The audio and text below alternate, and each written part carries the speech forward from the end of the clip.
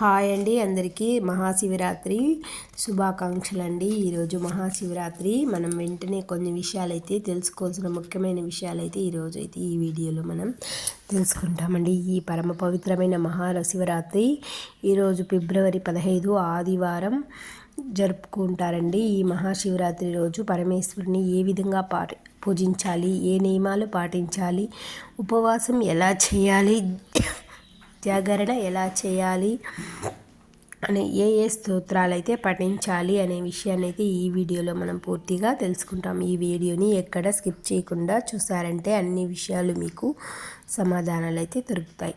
మహాశివరాత్రి రోజు పార్వతీ పరమేశ్వరులకు అనుగ్రహం మనకు పొందాలి అంటే ముందు మనం సిద్ధం చేసుకోవాల్సిన వస్తువుల్లో ఏంటంటే ఒక శివలింగం అయితే తెచ్చుకోవాలి. ఇంట్లో ఉంటే చక్కగా అభిషేకం చేసుకోవచ్చు. లేకపోతే ఒక చిన్న శివలింగాన్ని, అంటే మనం ఇంట్లో శివలింగాలు పెద్ద శివలింగాలు అయితే పెట్టుకోకూడదు. ఒక బటన వేలంత సైజు శివలింగాన్ని మాత్రమే ఇంట్లో పెట్టుకొని పూజించుకోవచ్చు. శివలింగం ఉంటే అభిషేకం అయితే చేసుకోవచ్చు.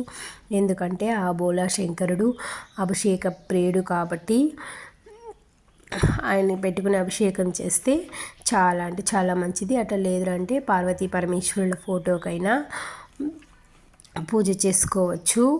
ఒక శివలింగాన్ని ఒక ప్లేట్లో ఉంచుకొని పంచామృతాలతో పాలు, పెరుగు, తేనె, నెయ్యి, చెరుకు రసం, చక్కెర, మనకు పసుపు, కుంకుమ, విభూతి, మారేడు దళాలతో, తుమ్మి పూలతో అభిషేకం చేస్తారు. ఎందుకంటే పరమేశ్వరుడు అభిషేక ప్రియుడు కాబట్టి. మృత్యుంజయ మహామంత్రం అంటే ఓం త్ర్యంబకం యజామహే సుగంధం పుష్టివర్ధనం ఉర్వారుక మివ బంధన మృత్యుర్ముక్షీయ మామృతాత్. ఈ మంత్రంతోనైనా అభిషేకం చేసుకోవచ్చు. లేకపోతే ఓం నమ శివాయ అని కూడా అభిషేకం చేసుకోవచ్చు. లేకపోతే రుద్రమంత్రంతో కూడా అభిషేకం చేయవచ్చు. భక్తితో చేస్తే పరమేశ్వరుని అనుగ్రహం అయితే మన మీద కలుగుతుంది. ఈరోజు శివుడికి ఏ పూలతో పూజించాలంటే గన్నేరు పూలతో పూజించిన ఆయన పరిపూర్ణ అనుగ్రహం కలుగుతుంది. శివ పూజలో ఎప్పుడు సంపంగి పూలు, మొగలి పూలు మాత్రం ఎటువంటి పరిస్థితుల్లోనూ వినియోగించకూడదు. ఆయన ఆగ్రహానికైతే గురవుతాము. శివరాత్రి రోజు కూడా ఎప్పుడు ఈ పూలతో మర్చిపోయి కూడా పూజ చేయకూడదు. ఇంకొకటి, ఇంటి ముందర అయితే శివలింగం ముగ్గులు, నంది ముగ్గులు అయితే ఎప్పుడూ ఇంటి ముందు వేసుకోకూడదు. దారిలో వెళ్ళే వాళ్ళు పాదాలతో తొక్కితే ఆ పాపం మనకే వస్తుంది. కాబట్టి ఈరోజు రుద్రనామకం చదువుకోవచ్చు. అలా తెలియలేని వాళ్ళు ఓం నమ శివాయ అని జపించవచ్చు.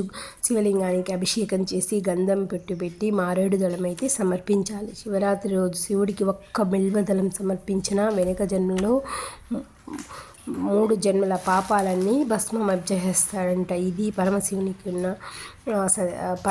ఉన్న శక్తి. అందులో ఈరోజు ఉపవాసం ఎలా చేయాలి అంటే పిల్లలు, వృద్ధులు తప్ప అనారోగ్య సమస్యలతో ఉన్నవాళ్ళు, బీపీలు, షుగర్లు ఉన్నవాళ్ళు, మిగిలిన వాళ్ళందరూ తప్పకుండా వీలైనంత వరకు అయితే ఉపవాసం అయితే చేయాలి. శివుడికి నైవేద్యం అయితే సమర్పించి మనము తీసుకుంటే అందులో అయితే తప్పు ఏమీ లేదు.